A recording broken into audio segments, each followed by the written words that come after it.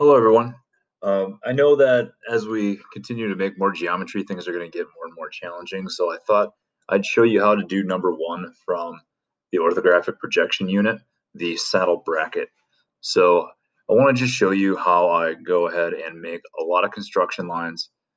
You can see that I already have all of my layers set up to use for this drawing. So I'm going to start with construction lines.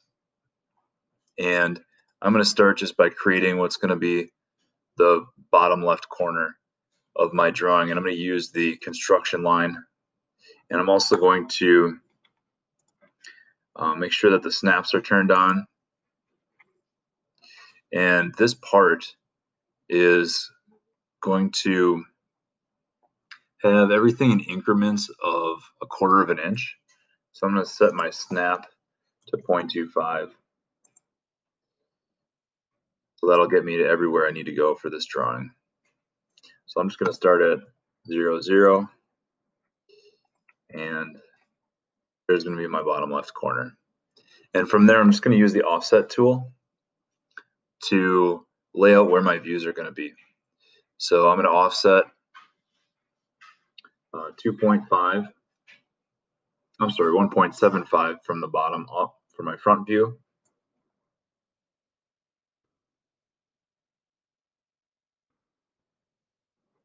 And the construction line goes on forever. You can see I was zoomed way out there. I'm where I want to be. All right, and then for the width of this part, I'm going to go ahead and take the 3.25, that's the length between the left side of the part and the center of the hole, and then I'm going to add that to the radius of what that arc is that goes around the outside.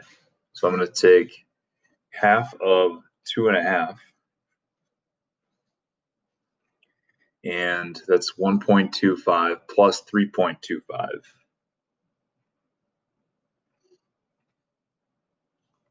So that's going to be an offset of 4.5.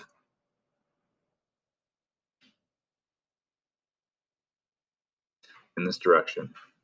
So this is where my front view is going to be located, in this box. Above that and to the right side of that, I'm going to have some additional views, and I'm going to place offset lines 1 inch. So I'm going to leave a 1 inch space between my views. So I'll do that in both directions. Remember that the distance between your front and top should be the same as the distance of your front and right side view.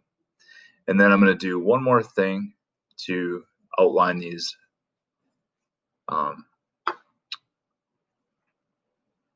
I guess not outline, but to create a line of projection here. So I just created a ray that goes off in one direction. And then that's going to be the line that I can bounce my geometry off between the top and the side view. The depth of this part is 2.5.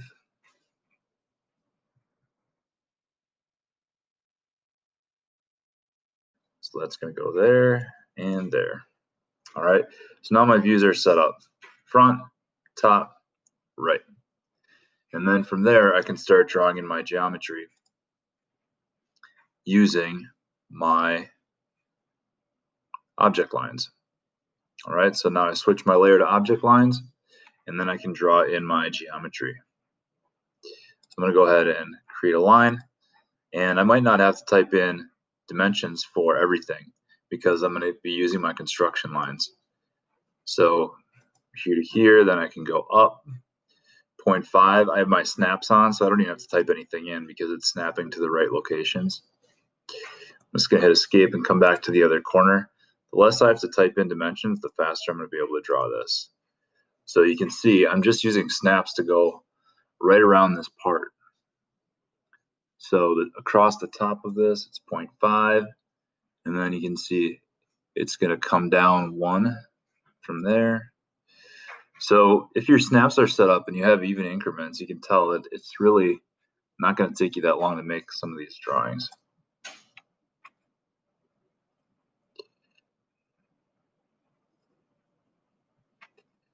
All right, so there's the object lines for the front of this part.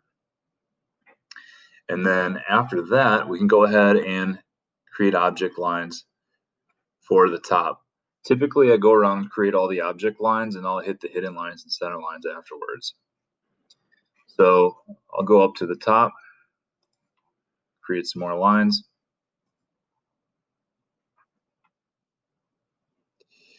And then this line is going to go up to 3.25.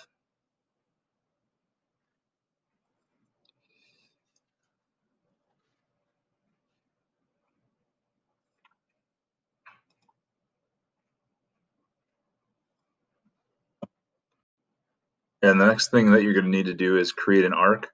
So I'm going to go ahead and create that arc. And to create the arc, you can use a lot of the different arc tools, depends on which one you want to go with. I'm going to go ahead and do the start, end, and radius. So you can see it's going the wrong way here. So I need to go the other way. So I need to start at the bottom, come to the top, and then for the radius, I can go ahead and type in my radius, which is going to be half of 2.5, so 1.25, and then it'll bring it right out to that construction line that I created earlier. I can go ahead and then create a circle in the middle of this arc, so I can just kind of hover over the edge, and then I should get my center mark. To be able to do that, I need to have my reference points turned on. So then I have a diameter of 1, so 0.5 should be the radius, so that should be correct. And then from here, what I can do is I can use, again, I've got my tracking turned on and my snapping reference lines. So I can go ahead and go to this point down here, and I can drag up. You can see that green line highlights. So I'm aligned with my front view, like I should be. Hit escape to stop making lines. And I can repeat that process right here.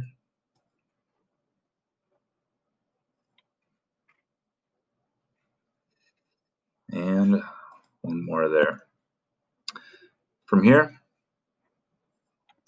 I'll create another line. So from this point, I need to come down 0.5. But you can see it automatically clicked on that corner. So sometimes you just need to turn this off if that's necessary.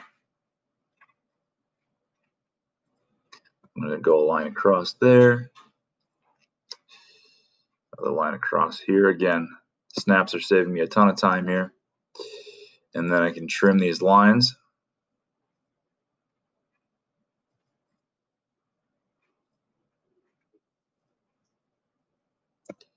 All right, so the top should look like that. And then I can project some of this geometry over and down. I'm going to go back to the construction lines to project some of this geometry. So I'm going to go ahead and just create a line over and down to get some of this geometry in place. Again, right off that orthographic projection line, that's at 45 degrees. And I can go ahead and create a construction line across here if I wanted to. I'm actually not going to create that construction line. If you make too many lines, it can get a little bit cluttered. So I'm just going to use my tracking for that line since I'm not bouncing it off the 45. And then I can go ahead and complete this by following my guidelines. From the front, it doesn't come down as far. It comes down 0.75. So you'll have to kind of look closely at the drawing in the book to notice that. And then from here, I can create the hidden lines showing where some of the geometry comes through the part. So to do that, I'm going to switch my layer. I'm going to hidden lines, and then to create those hidden lines, I'm going to go ahead and create hidden lines where the edge of the hole would be.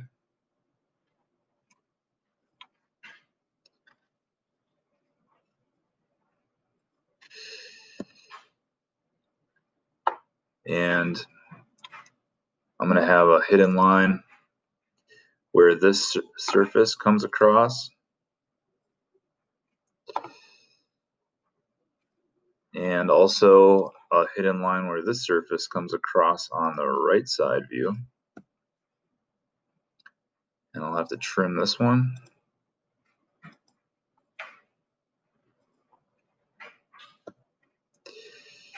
And this hole is going to be identified by hidden lines in the side view as well. So I'm going to make some more construction lines there to help me with my hidden lines.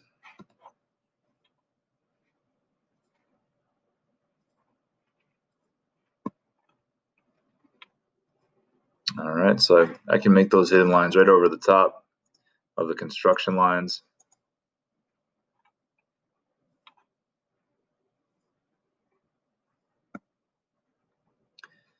And now I have all my hidden lines that I need in place. The last thing that I'm going to have going on is my center points.